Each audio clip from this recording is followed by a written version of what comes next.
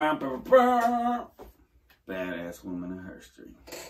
Now, when I say badass, I mean badass. This, ladies and gentlemen, is a book by Maxine Temple Jones.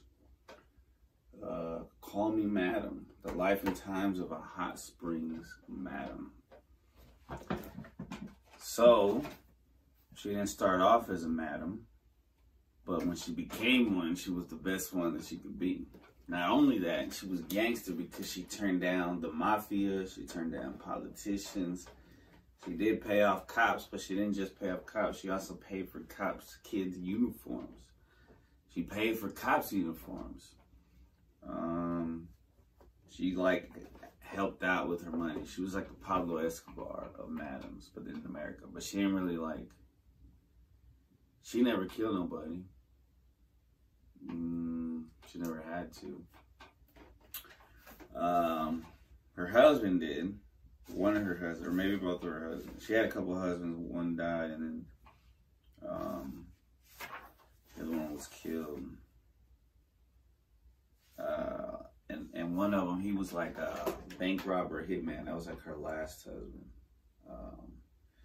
But anyway, she started off as like a prostitute. And she said it was interesting, like some people would not even,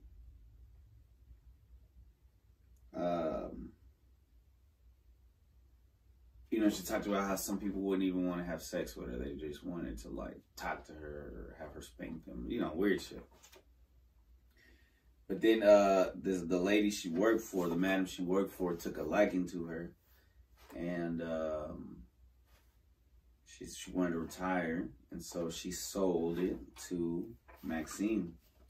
So Maxine became a madam in 1950.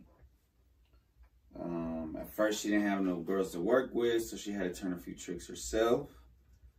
That was the last time she ever worked as a prostitute, though. After that, she was strictly madam and boss. She was gangster. She said, I always felt you couldn't have the respect of your girls, the customers, or the city officials if you worked alongside your girls. She talks about her expenses, city shakedowns. When the city needed extra funds, her place would be raided. Her girls, and sometimes herself too, would be taken in and booked. Her attorneys would come down, post bond, and we'd go right back to the house and right back to work. The next morning, I remove a stack from my safety deposit box and give it to my attorney. He would pass it on to the city officials, and I never hear any more about it. The case would never go to court. They just figured I was making plenty of money and wanted their share. They demanded an amusement tax, $50 a month when she first started. When she started buying Cadillacs and a beautiful brick home, her taxes grew larger than those from any of the other houses in town. She said she didn't mind paying, though. If you wanted to dance, you had to pay the piper. And she paid the piper well. She regularly gave money to most of the policemen on the force. They didn't make a lot of money, and I was glad to give them each a $20 tip when they took a smart aleck customer off my hands. When they needed extra money to buy school supplies or clothing for their children, they'd come to me, and I was happy to help. During the political campaigns, I laid down a lot of money to put and keep people in office who would benefit me, from the governor's office on down. I usually bought about 5 of the $100 a plate tickets to the big fundraiser dinners they'd have at the governor's get-togethers. She would take 2 of her prettiest girls, dressed in knockout expensive dresses, and attend the dinners at the Old Marion Hotel in Little Rock. She said her girls would go, mix and mingle, and be socially accepted. We'd rub shoulders with big politicians and their wives there. The money I had to put down for them opened doors for me. The church people didn't fail to call on me for donations either, and I never turned them down. They drive right up to my place of business and come in and collect the money. Once a deputy in the sheriff's department, who was also a part-time preacher, told me, Maxine, my church needs a cross for the top of our church, and we don't have enough money. I said, well, how much more money do you need? About $200 we'll put that cross up there I have picked out. He said, when I gave him the money, he said, you just don't know how much I appreciate this. When I get up to preach, I'll tell the congregation that you donated money to this church. I don't know if he did or not since I didn't hear a sermon, but their knowing wasn't really important to me. I was interested in the city and its welfare. Those were only a few of the worthwhile causes I donated gladly to. There were others such as a boys club, a local orphanage, and the annual policeman's ball. And then she talks about the shakedowns. She talks about her lawyer who represented her for 12 years. She, when he first met him, he didn't have like a good suit, so she bought him a suit. She made him, right? Later on, he betrays her, but you know, he got her a Buick. She got him, or a Cadillac. I think he had a Buick.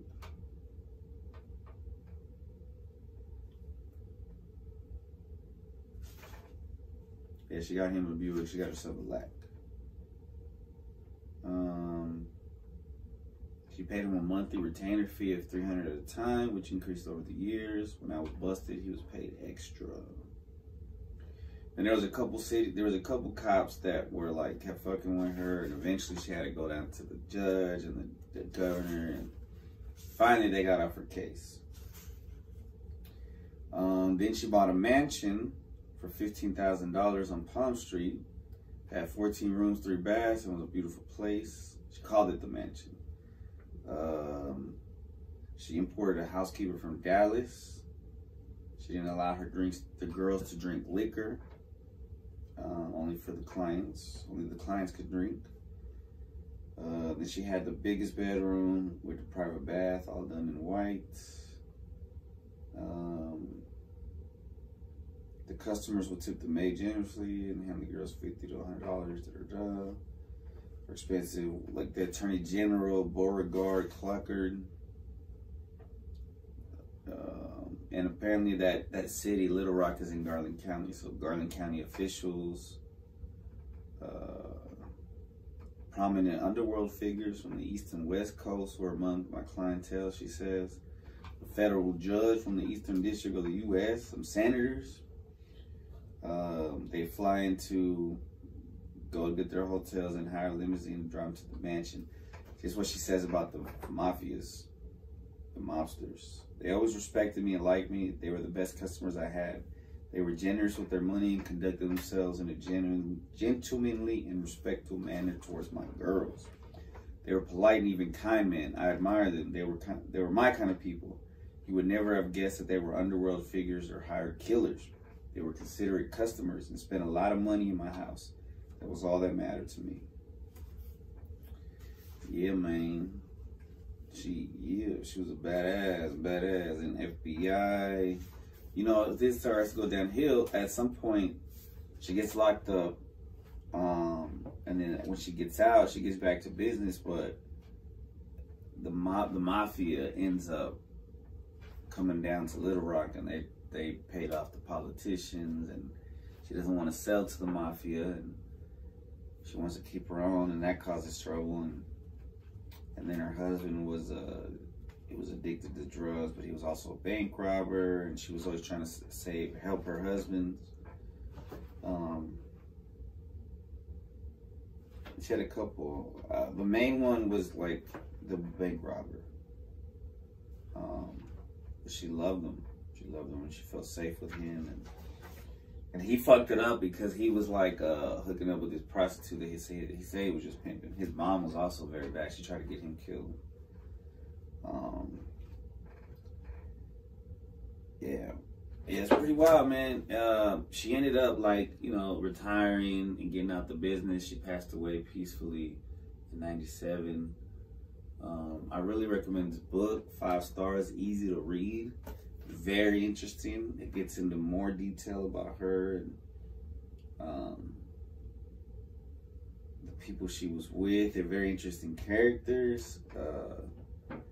And then it's just so interesting. She talks about Texas several times because, like, I guess we're close to Arkansas. I don't even know. I'm bad at that. That's bad at that. I should know. All right. Maxine Temple Jones, badass woman of Herstory. No doubt. Shout out to my sister Yvette for letting me borrow this. Now, Ooh, I have my pants unbuckled because my stomach is full. Be right back with a freestyle flow.